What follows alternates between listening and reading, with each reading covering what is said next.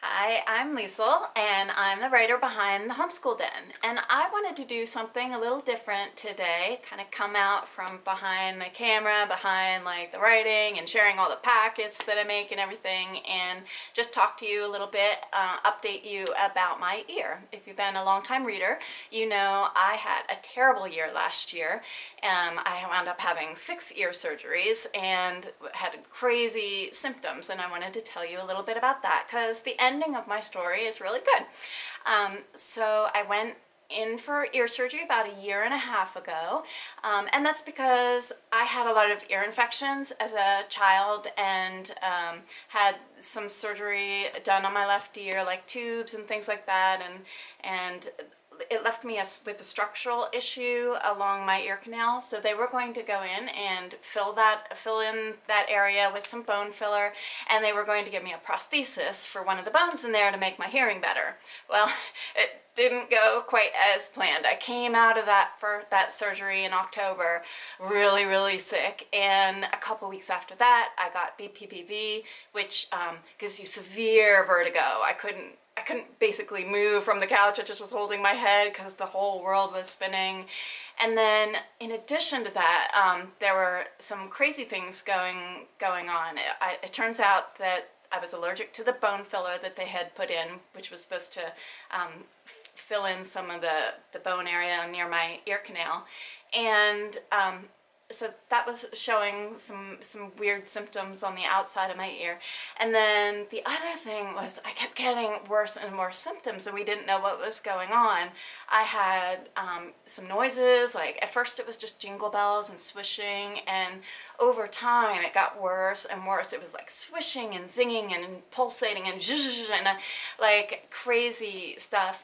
And I became more and more sensitive to noise. So, like if the kids are over there, if the kids like screamed or if the phone rang, I would be really sensitive and my vision would blur. And as time went on, I got really seasick, like the whole horizon would move out of place. I could go on and on, just crazy symptoms.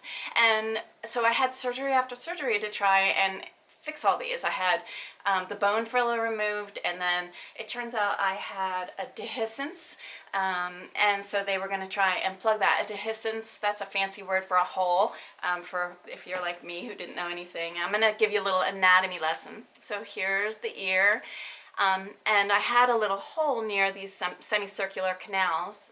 Those are the little canals there you see, and those canals are your balance system essentially.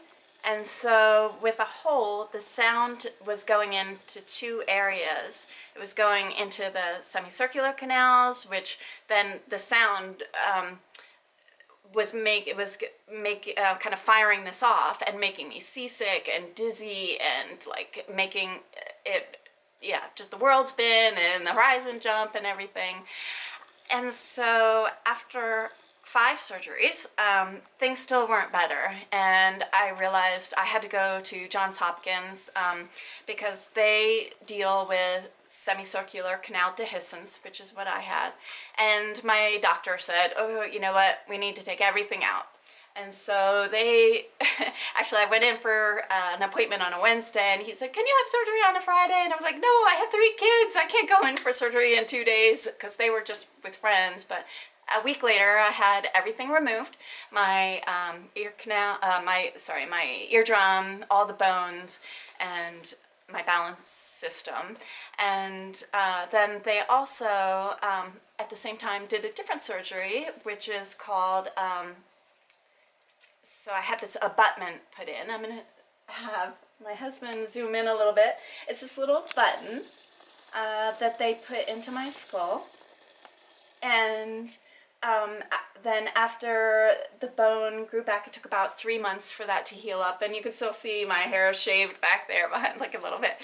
And I wound up, there are 2 companies that make a kind of hearing aid that allows a deaf person now like me, a single-sided deafness. So I have a Ponto, which is made by Oticon. There's another company called Cochlear who makes a very similar device called a Baha. But I went with the Ponto because at the time they had just, so I'm going to snap that in, it just snaps like right onto my skull like that. Onto the abutment, I mean, not onto my skull. So I went with the Ponto because Oticon had just come out with a streamer, which is super cool. So this is my streamer, and this is the antenna. I just wear it around my neck. And when I turn this on, I have it paired to my cell phone. So when the cell phone rings, I